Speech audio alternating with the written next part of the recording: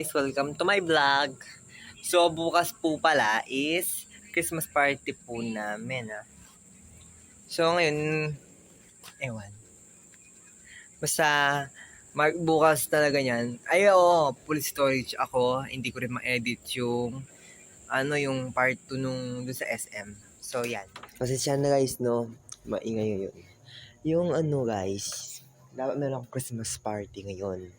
Meron kami dapat Christmas party. Kaso lang, hindi na natuloy kasi maraming nangyayaring hindi maganda. Tsaka marami kami ngayong problema ngayon sa bahay.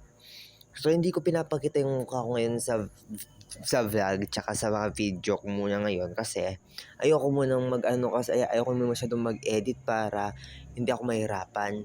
So, baka hindi ko muna ma-upload yung siguro niyan yung part 2 ng sa SM.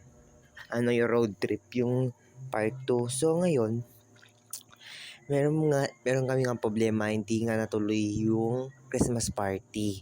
Kasi sabi ko, malaga lang tayo magparty na tayo. Kaso lang, nagproblema nga, maraming problema kasi dito. Minsan kasi, basta tayo ako nasabihin kasi minsan ako mismo yung napapahamak sa mga sinasabi ko rin no? So, pabayaan na natin yung mga iba. Ayoko nang banggitin yung mga iba.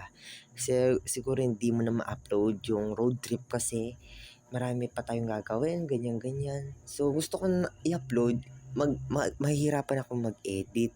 So, kasi gusto ko lang kasi yung gusto ko kasi sa vlog, yan, pasyal. Kaso wala tayong pera. So, sabi ko, bakit hindi lang sa bahay?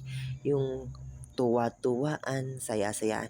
Kaso lang, paano ko gagawin yung sarili kong pamilya? Is, ayaw magtiwala sa akin. Yung sinasabi nila, ay, ikaw yung panganay. Wala kasi, hindi naman kasi depende yan sa panganay, sa bunso, hindi. Depende yan sa ugali. Kasi, yung puso, tsaka utak, magkatugnay yan eh. Yung puso, dapat sinusundan. Yung isip siya yung nag-iisip ng gusto o mali. At siya rin yung nagbibigay ng isip tungkol sa sa isip. Kunwari, kumakaba ka, ganyan, siya nag-iisip. Yung puso, siya lang yung dapat mong sinusundan. So, naisip ko, kung wala yung isip mo, paano gagana yung puso mo? 'Di ba? Paano ka mag-iisip kung wala yung puso mo? Ay, wala yung, paano ka makaisip ng matino kung wala kayong isip? Kung yung meron ka lang isip naman, hindi mo papaganahin yung puso mo, paano yun? Yung tama, paano mo magagawa? Kaya yan, parang dalawa lang yan, parang pamilya lang yan. Kailangan magtulungan kayo, magdamayan kayo kasi oras na isa lang yan, mahihirapan kayo, isa lang yung gumagawa eh. Dapat sama-sama para kayong puso at isip. Kasi yung puso at isip, nagsasama yan ng dalawa.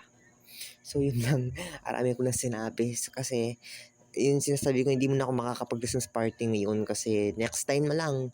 Baka sa mismong Pasko na lang at saka New Year na lang tayo mag-celebrate. Kasi marami rin tayong problema. Kasi kaya ako ginagawa kasi ngayon, yung nila dito, yung kapitbahay namin, hindi nagpapatalo sa music kasi DJ nga siya. Okay lang naman yun, normal naman natin yun. Kasi hindi naman maaalis yun eh. Kasi sa kanila yun eh, buhay nila yun, hindi na natin mapapakilaman ng mga buhay na may kabuhay, maliban na lang sa mga pakialamera at pakialamero. So, hindi ko na magagawa yun sa kanila, bahala sila.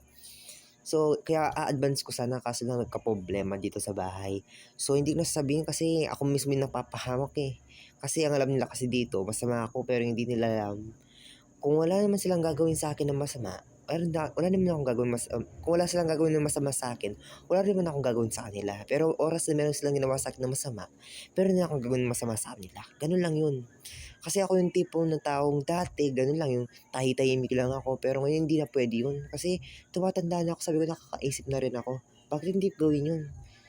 Sila, ginto para pahalagahan ko sila. So sabi ko, masusunod yung buhay ko ba yung buhay nilang gusto nila? Kaya ganun, sabi ko, bakit yung sarili ko lang karapatan? Bakit kayo meron kayong karapatan? Porket meron kayong pera? Kasi sabi nga ni Vice Ganda, ikaw pag nakakawak ka ng pera, ikaw yung sisikat, ikaw yung matutunan ng pansin. Paano yung walang pera? Paano kami? Paano ako? Ganun, di ba? Ang unfair ng buhay, meron siyang pinipilian, meron siyang hindi. Meron siyang kinikilingan, meron siyang hindi. Ganun lang yun. Kumbaga sa isda, may patay, may buhay. Ganun lang yan. So yung sinasabi kong patay yung buhay, hindi naman, baka sabihin nyo naman na yan na naman baka yung iniisip nyo naman yan, bad. Ang sinasabi ko, yung iba merong pag-asa, yung mga iba walang pag-asa. Ganun lang yan. Minsan meron pag-asa, meron walang pag-asa. Minsan naman meron pag-asa, umuusbong lang yan. Sari-sariling usbong. So ngayon, babay na kasi gabi-gabi na. So bye-bye. Good night. Annyeong sa'yo. Bye-bye.